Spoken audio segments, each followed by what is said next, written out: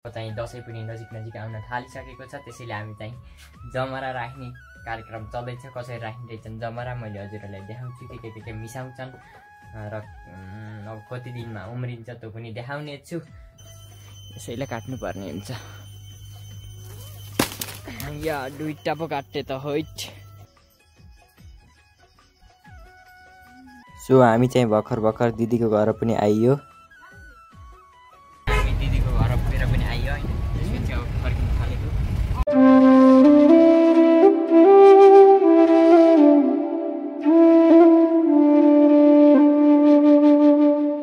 So hello गाइजहरु, welcome back to my new video. हजुर पनि सधैँ हुनुहुन्छ होला, म पनि एकदम सधैँ आरामै छु हैन। यो चाहिँ मेरो सेकेन्ड भिडियो रहेको छ। आज चाहिँ मैले किन यतिखेर भिडियो स्टार्ट गरेको छु भन्दा, सो हाम्रो चाहिँ आज जमरा राख्ने दिन कि हजुरहरूले राख्न सक्नुभएको होला निश्चय नि है। अब चाहिँ दसैँ पनि नजिक आउन थालिसकेको छ। त्यसैले हामी चाहिँ जमरा राख्ने कार्यक्रम चल्दैछ। कसरी राख्ने रहेछन् जमरा मैले हजुरहरूलाई देखाउँछु। के मिसाउँछन् र अब कति दिनमा उम्रिन्छ त्यो पनि देखाउने छु है त। सो अब चाहिँ ढिला नगरिकन मम्मीले चाहिँ माटो लिन बोलाउनु भएको छ। माटो लिन जानुपर्ने हुन्छ है, माटो लिएर राख्नुपर्ने हुन्छ। कता बोलाउनु भएको मम्मीले। सो बाहिर चाहिँ यस्तो छ माहौल, टक्क साँझ पर्न थाले हो। यो चाहिँ भयो हाम्रो जग्गरको बुट्टो हो। यो चाहिँ हाम्रो जग्गरको बुट्टो रहेको छु। त्यहाँ देख्न सक्नुहुन्छ यति नै बाटो टक्क मैले हजुरहरूलाई हिजोको ब्लगमा पनि देखाइसकेको थिएँ। मम्मी जाम। सो अब चाहिँ हामीले माटो खनेर टक्क त्यहाँ भित्र लगेर बनाउनु पर्छ।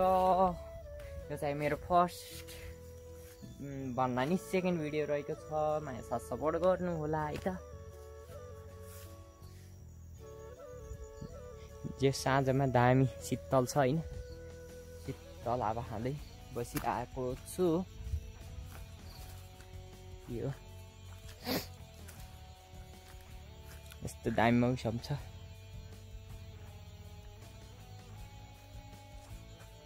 यस्तो छ। सो यहीँको होला माटो खन्नी चाहिँ, यो भागको होला माटो खन्नी। मेरो लुक्स हेर्नु, मेरो लुक्स यस्तो छ। यो चाहिँ भयो हाम्रो घर पछाडि।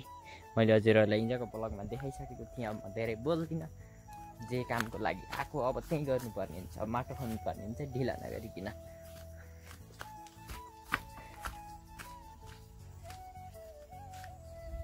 चाहिँ फटाफट खन्नतिर लागौँ है त। हातमा कोदालो लिएर कोटालो भन्दा नि कुटो भन्छ कि यसलाई चाहिँ। टक्क यहाँ खन्नियो। मम्मीले चाहिँ माटो लैजानुहुन्छ अरे। मैले चाहिँ टक्क अब त्यसलाई ढाक्न पर्यो नि होइन। जमरा राखिसकेपछि त के कसो कुरो, जमरा राखिसकेपछि त ढाक्न पर्यो नि। त्यसैले मैले चाहिँ अब केराका पात जति पनि छन् के अरे होइन, एउटा केराको पात टक्क चाहिँ नि काट्छु। सो मैले चाहिँ त्यहाँ दुईवटा काटिसकेँ। त्यहाँ अझै एउटा यत्न काट्छु है त। यसैले काट्नुपर्ने हुन्छ। या दुईवटा पो काट्टे त होइट। दुईवटा काट्टे। एउटा यसलाई लैजान्छु। त्यसलाई चाहिँ पर्दैन होला। यसलाई यहाँ छन् टक्क दुईवटा बोकेर जानु पर्ने हुन्छ। यहाँ पनि रहेछ अर्को पनि, यसलाई लैजाम। टक्क यति बोकेर जान्छु। अँध्यारो रात पर्न थालो गाइजहरू। नयाँ छ भने जोडिनु होला। मेरो चाहिँ यो सेकेन्ड भिडियो रहेको छ है च्यानलमा। सो जस्ट ट्राई मात्र गर्दैछु। हेरौँ कस्तो हुन्छ। हजुरहरूले साथ सपोर्ट दिनुहुन्छ भने अवश्य आशा लागेको छ। सो अब चाहिँ यसलाई भित्र लैजाम। चाहिँ यो पनि लिएर आइसकेँ होइन। अनि मैले केराको पात काटेको थिएँ नि, केराको पात नि लिएर आएँ। 3टा केराको पात लिएर आएँ। अब चाहिँ त्यहाँ हती रातो माटोले ट्याक्क लिप्ने होइन। त्यसपछि त्यो माटो राख्ने। अब त्यसमा मकै सकै जौँ के राखेर बनाउँछन् त्यो हेर्दै जाम्ला होइन। ट्याक्क त्यो जौँसौँ राखेर ठिक्क पारिसकेपछि यसले ढाक्ने हो कि पानी छेप्दिएर दिनदिनै पानी राखिदिन पर्छ। दिनदिनै पानी राखिदिन पर्छ। अनि पछि त्यही नै हो। ल जान्छु, मम्मीले बोलाउन अरे अब जानु पर्ने हुन्छ। कता हो?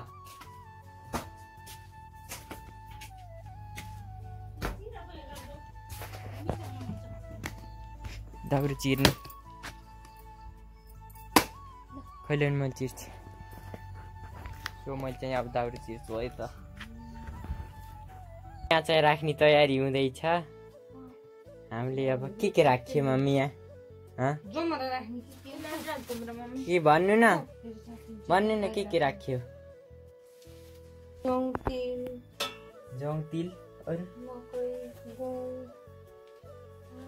तिन राख्यो। धान पनि अरे के सुनिसक्नु भयो। अब त्यहाँ दिनदिनै पानी राखिदिने। कति दिन आउँछ यो तयारी? 9-10 दिन तयारी हुन्छ। दसैँका दिन तयारी।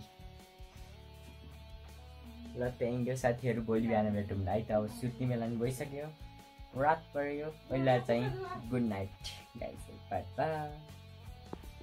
हेलो गाइजहरू, this is the next day होइन। आजको दिनको सुरुवात भइसक्यो। हिजो चाहिँ जमरा समरा राखियो होइन। आज चाहिँ दिदीलाई छोड्न घर जाँदैछु। मैले हिजोको ब्लगमा नि भनिसकेको थिएँ है त। अब चाहिँ ढिला नगरिकन अब गाडी आउँदैछ होइन। रिजर्भ गरेर लैजाने हो गाडीमा। टक्क चाहिँ नि हजुरहरूलाई देखाउने छु कस्तो हुन्छ। अब हेरौँ, सकेसम्म उहाँको भिडियो पनि राख्ने छु, हेर्नु होला है त। अब चाहिँ म जान थालेको। मेरो लुक्स चाहिँ यस्तो छ, हल्का फुल्का त हुनै पर्यो नि के कस कुरो। अब चाहिँ जान थालेको हामी चाहिँ। उता चाहिँ फोटो खिचाउँदै हुनुहुन्छ। ठिक्क घाम चर्किँदैछ 9 बजेको। यहाँ फोटो खिचाउने कार्यक्रम चले। यहाँ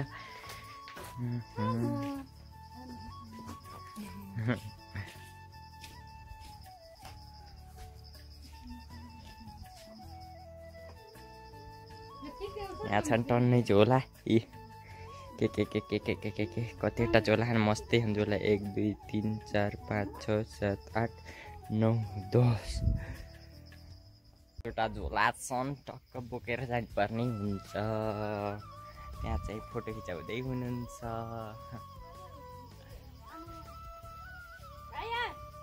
ल म फोटो खिचाउने अरे ल।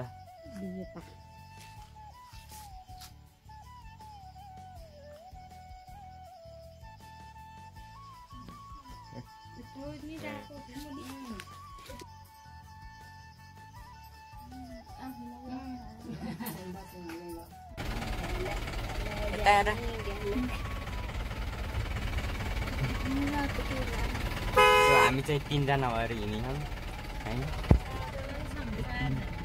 ए 4 जना, भान्जीसित 4 जना हिँड्यौँ होइन। टक्क कथेर पुगिन्छ मैले हजुरलाई देखाउने छु, हेर्दै राख्नु होला।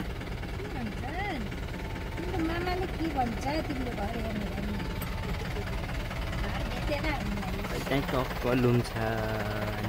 लुम्छाको नजिकै आइसकेका छौँ। झाडी छ। दिदीका घर नि आइयो होइन। अहिले चाहिँ म झोला लिन फेरि एकखेप ल है, एकखेप फेरि लिन आएको छु।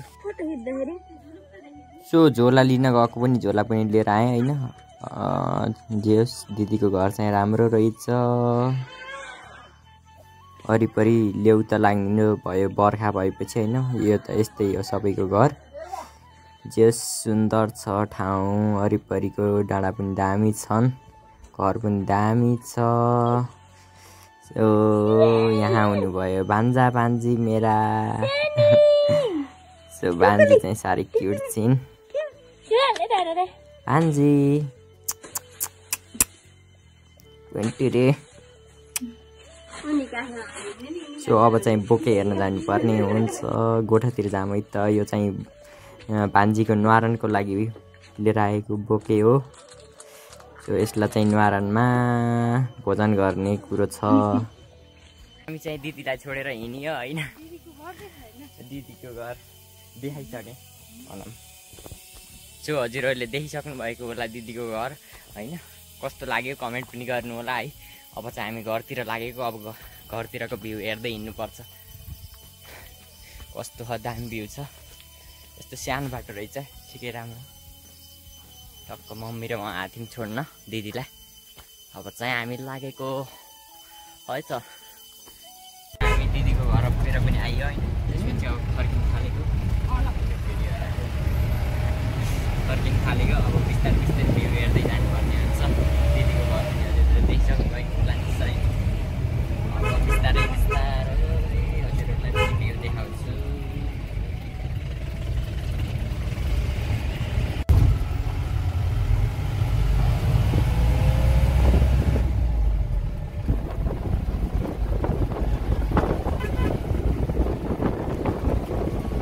हामी टक्सार पनि आइयो होइन। टक्सारको टक्क मिठो भ्यू त अब यस्तो बजारको हजुरहरूले देखिसक्नु भएको होला।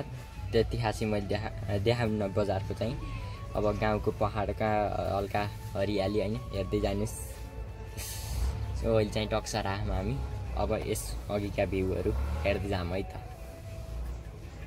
यसो यहाँ गाडी रोके के गर्न ला त थाहा छैन। दिदीलाई छोडेर पनि आइयो।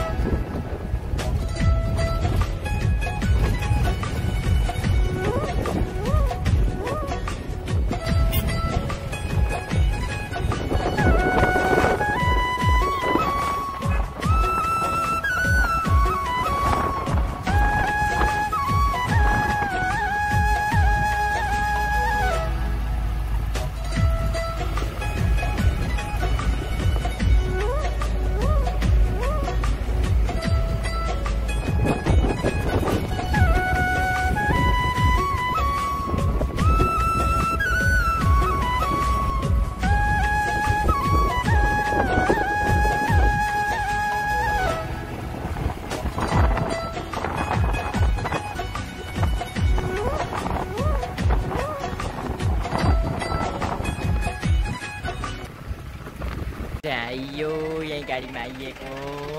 यो भर्खर भर्खर आउँदैछौँ।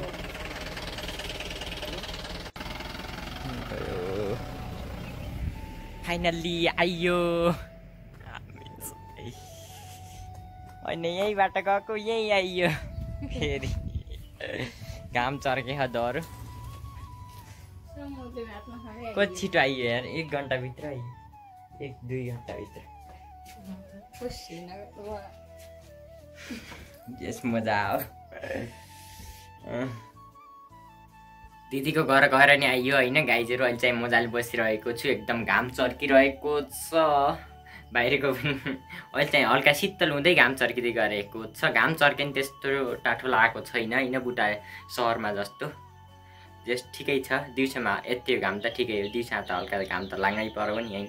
हल्का भिटामिन डी पनि चाहिन्छ कि कसै कुरो। आजलाई भने यति नै। नेक्स्ट भिडियोमा भेट्नेछौँ गाइजहरू। आज हजुरहरूलाई कस्तो लाग्यो भिडियो कमेन्ट गर्न नभुल्नु होला। अहिले भने बाई बाई। जय नेपाल।